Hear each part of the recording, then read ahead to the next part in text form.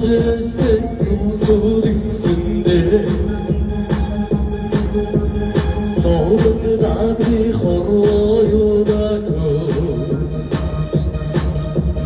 Dayasın ürmüçün vana koydu Zengürcüyle marhula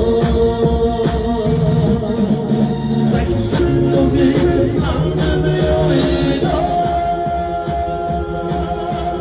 Saksın sütünün gece yoyla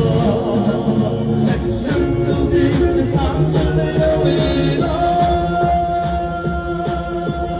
Saksın sütünün gece yoyla Uçuş gezmenin suresinde Uyde nadı horvoyuradı Kırmızı gürmüçün vana koydu Uyucu zeynoçun marhula Saksın o gece tanrını yoyla Saksın sütünün gece yoyla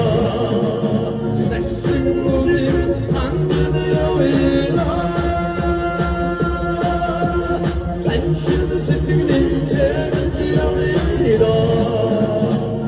Zavirda işte bugün sakları sabası gülçün Aduh, sakları sabası Aduh kasih Hey, işte terima kasih